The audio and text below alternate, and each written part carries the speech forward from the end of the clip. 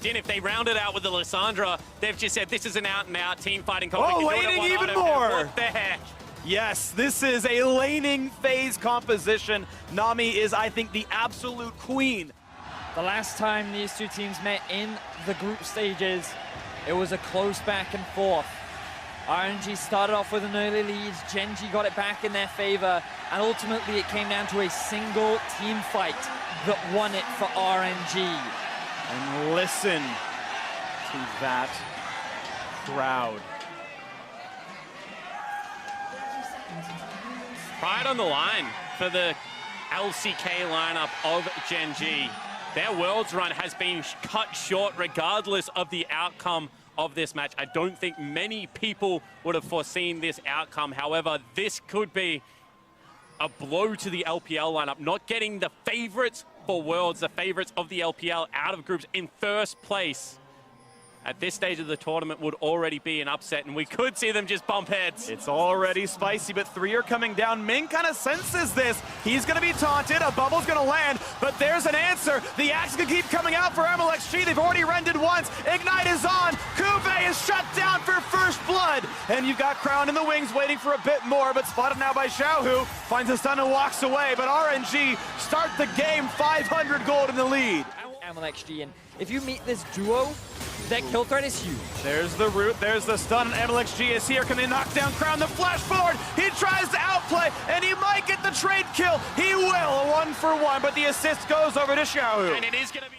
They might be happy with some of the game losses that they have taken, and first hold on in the bottom lane. The Cullen getting some decent damage, but they'll stay alive. But RNG still have the control to get first place. The flash play, we're gonna try one more time as the bubble comes across, and now looking for the re-engage. 3v3, now Shen joins as well, and watch out as Ming's gotta walk backwards. Now on Kuve, slowed, force the top backwards. Weaver's Wall comes down to buy some space, a big ton for Xiaohu, and they'll pick down Ruler, look for another kill as Crown tries to reinforce, but Core JJ will be shut down first. 3 versus 4 in the re-engage, and a nice lantern brings them to safety. MLXG will keep running, and now Uzi wants to come back in, will not be stunned. The hook will not land, but they might knock down Haru. He's flashless. He has no roads out. 5-1 RNG.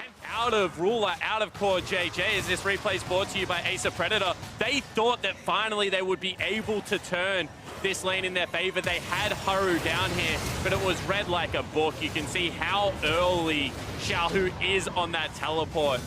And whilst they bring Kuve down here with the Shen ultimate, they're just not able to position well enough to make that play happen. Yeah, that flank from Xiaohu was beautiful. You talked about it, the setup was all there from RNG. They found themselves some early kills, and this is just overcommitment from Gne G. They think that they can get something back, but 4 members versus 2. Uzi is still very alive.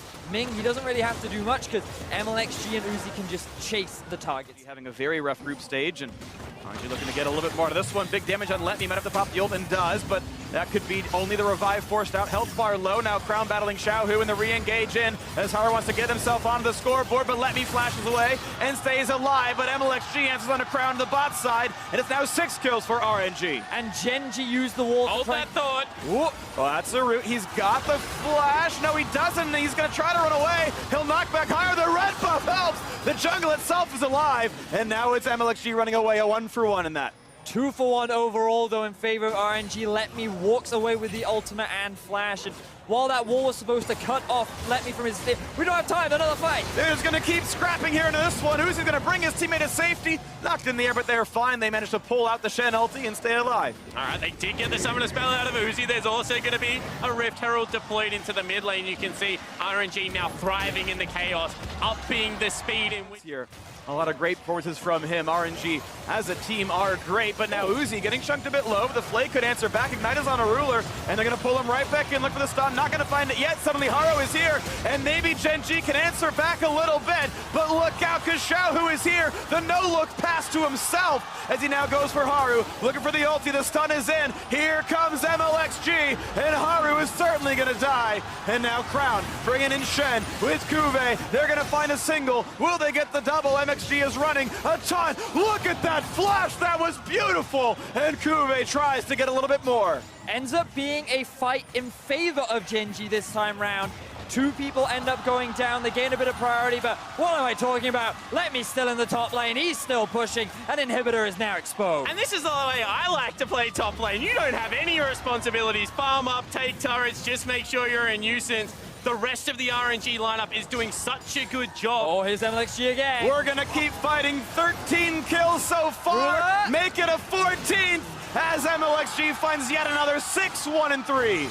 Like a full team coming together. RNG, the fate's in their control. They can still take first seed and have themselves an easier quarterfinals. Looking for another play, the Proto belt forward, and they found that first stun. Into the hook, into an unstoppable Olaf, and Crown will just be able to run away. But wait, Uzi brings in the reinforcements, and they're going for everything. What a teleport, 4 kills! And just as I say he's not doing all that much, he reminds you why he is the best. Out of a turret in a lane where the tier 1 hasn't even been gone.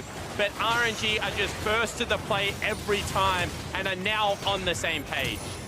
Teams like this are why you watch the LPL. Look at that beautiful ult. And just the setup, let me happy to jump through. Grab them all. 10,000 gold lead at 20 minutes. RNG. Look Like this, you can't outsmite it. So they have to be able to enter the pit. They have to be able to go. And here's the play on a 2. Core JJ puts the tidal wave down, and now the engage in a Crown. He's got a Shenled, but he's going to be dropped, and it's 5v4 in the map. And let me again jumps over the wall. He's looking for more. A double kill for Gne G in his debut game of Worlds. And Ruler is about to have his reign cut short. Let me needs a W. One more shot will get the kill. And there's the stab. And Core JJ, it's a Portal combat as Ming ensures that will not be a recall. They're ready to push the base. RNG have 4 members topside. 3 members of Gne G are dead. RNG could be looking to end the game right now. And I don't think Kuve can do it. 4v1.